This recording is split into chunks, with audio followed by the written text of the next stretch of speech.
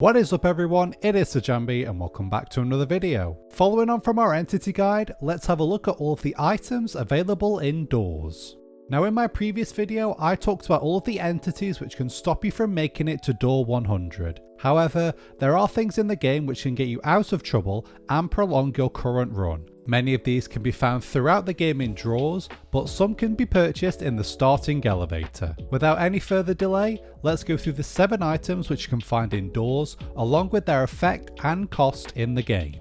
Let's begin with the key, which is an easy one to explain and is an integral part of the game. Keys can be found throughout your run and are required in a number of levels to advance. Keys are needed to make it past any room which is locked by a padlock, meaning there is a key to be found somewhere in the room. They are typically found in drawers, on beds or on tables, and you can pick up a key by interacting with it or walking close to it. To use it, just hold the key in your hand while interacting with the padlock to unlock it and advance. Keys typically have a one-time use and will be removed from your inventory once a door to the next room opens.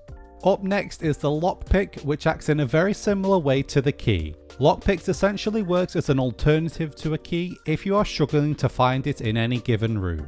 There is a rare chance that you can find lockpicks in a regular drawer, however they are more commonly found in the sliding door of the writer's table. Lockpicks are a one-time use item and the lockpick will break once you use it. You can use the lockpick in any room where a key is required, but you are unable to use them on door 50 and door 100. This is because door 50 requires a code, while the control room on door 100 requires its own special key that can be found in the elevator. You can purchase 2 lockpicks at the start of the game for 50 knobs. Now we'll move on to the lighter, which is an extremely useful item in the game.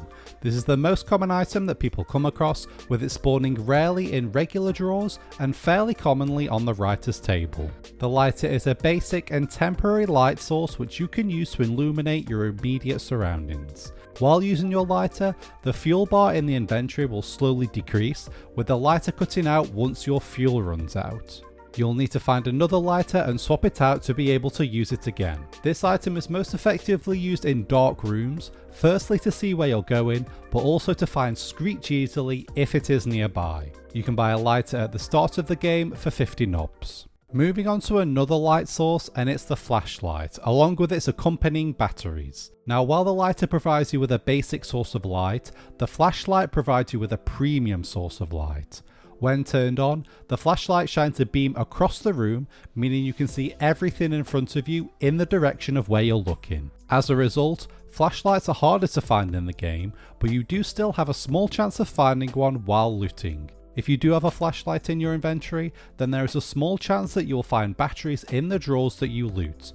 Batteries act as your fuel source to keep your light working, so there is no need to swap your flashlight out if it's running low. You can buy a flashlight with 50% fuel in it for 100 knobs. Our penultimate item that we'll look at in this video is vitamins. Now vitamins have a purpose which covers all of the rooms, but can only be used effectively in a handful of situations. When consumed, vitamins will give the player a fast but decaying speed boost and will replenish small amounts of health over time. Vitamins can be found throughout the game in drawers, however the chance that you find one is very rare. This is one of a few items which you can stack in your inventory, with a player being able to hold up to 3 vitamin pots at a time. With the speed boost, vitamins can most effectively be used during Seek's chase sequence, since it will put distance between you and the entity. It can also be used to outrun the figure, however this combined with uses on other levels are limited in its effectiveness. You can buy 3 pots of vitamins at the start of the game for 100 knobs. Finally, let's talk about bandages. In my opinion, bandages are the most underrated item in the game, since they can massively prolong your run and undo all of the damage that entities may have done to you. Bandages can only be found if your current health is below maximum, and they can be used to increase your health before your next encounter. Bandages are most often found in the usual loot drawers and will appear in the form of a band-aid or plaster. Interact with it and you'll gain 15% health back and will remove your health bar from the screen if you are now completely healed. I highly recommend that you loot through drawers to find a bandage or 2 if you are below half health. There are other items like the library books and the paintings from the painting puzzle, however I didn't cover these since they don't really have a use outside of the level that they're on. In the end, there are plenty of items in the game to make your gaming experience much easier and enjoyable.